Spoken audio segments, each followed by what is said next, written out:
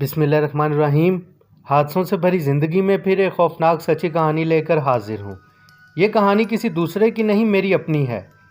बचपन के दिन थे, स्कूल से गर्मियों की छुट्टियाँ थीं। मैं अपनी माँ के साथ उनके गांव गया हुआ था। गांव बहुत खूबसूरत था।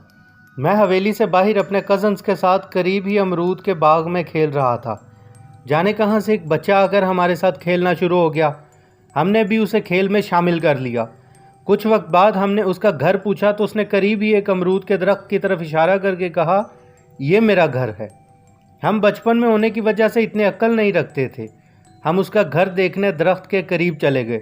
वो दरख्त मुझे आज भी याद है, बहुत घना था। उस दरख्त के बीच में हमने एक बहुत बदसूरत औरत को बैठे हुए देखा, मगर वो औरत हमें देखकर मुस्कुरा रही थी। और फिर पता नहीं कैसे हम उस दरख्त के ऊपर पहुंच गए।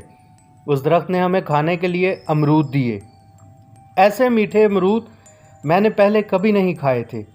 कुछ देर बाद हम खुद ही नीचे उतर चुके थे। हमने उस बच्चे से पूछा, हम नीचे कैसे आए? तो उसने कहा, जादू से। हमें जादू का तो पता नहीं था, मगर हम खुश बहुत थे। हमने उस बच्चे का नाम पूछा तो उसने अपना नाम अज़ाज़ील का बेटा बताया। वो बच्चा हैरत अंगेज़ तौर पर भाग के पलक झपकते कभी किसी दरख्त पर चढ़ जाता, कभी किसी दरख्त पर चढ़ जाता। कुछ देर बाद हम हवेली में वापस आ गए। रात खाने के बाद सब लेट गए तो लेटे लेटे मैंने अपनी माँ से कहा कि हम भी अपना घर दरख्त पर बना लेते हैं। माँ ने प्यार से कहा, दरख्त पे क्यों, हम इंसान हैं, ज़मीन पर रहते हैं। तो मैंने अपनी माँ को अपने नए दोस्त अज़ाज़ील के घर के बारे में बताया। मेरी माँ सारी बात सुनकर कुछ परेशान सी हो गई। माँ समझ चुकी थी कि वो जिन्नात हैं। मुझे हवेली से बाहर खेलने से मना कर दिया गया। अगले दिन मेरे कज़न्स को भी हवेली से बाहर अकेला खेलने से मना कर दिया गया। हम हवेली के अंदर ही एक दूसरे को छुपकर ढूंढने वाला खेल खेल रहे थे कि हवेली के एक बंद कमरे में, जिसमें खाली सामान पड़ा हुआ था, मैं वहां जाकर छुप गया। मेरे कज़न्स मुझे ढूंढ नहीं पा रहे थे। जिस जगह मैं छुपा हुआ था, मेरे पीछे एक लोहे का ट्रंक पड़ा हुआ था। अचानक उस ट्रंक के अंदर से मैंने अज़ाज़ील को निकलते देखा। उसकी आंखें बिल्कुल सफ़ेद थीं। मैंने पूछा, तुम अंदर कैसे आए? उसने खामोश रहकर मुझे भी साथ अपने छुपने का इशारा किया। मैं उसके साथ ही छुप गया। जब काफ़ी देर मेरे कज़न्स मुझे ढूंढते रहे तो घर के बड़े भी मुझे ढूंढना शुरू हो गए।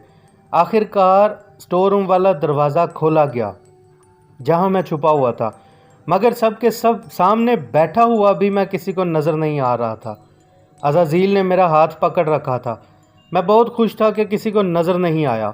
वह सब बहुत परेशान होकर मुझे बाहर ढूंढने चले गए। मेरी माँ अब रोने लगी थी। माँ की रोने की आवाज़ सुनकर मैं बेचैन हो गया।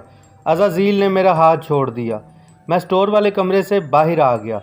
मुझे उस कमरे से निकलता देखकर सब हैरान हो गए, क्योंकि कमरे को बड़ी अच्छी तरह देखा गया था। मेरी माँ ने मुझे सीने लगाया। मैंने दरवाज़े पे अज़ाज़ील को खड़े देखा तो अपनी माँ से कहा, वो रहा मेरा दोस्त।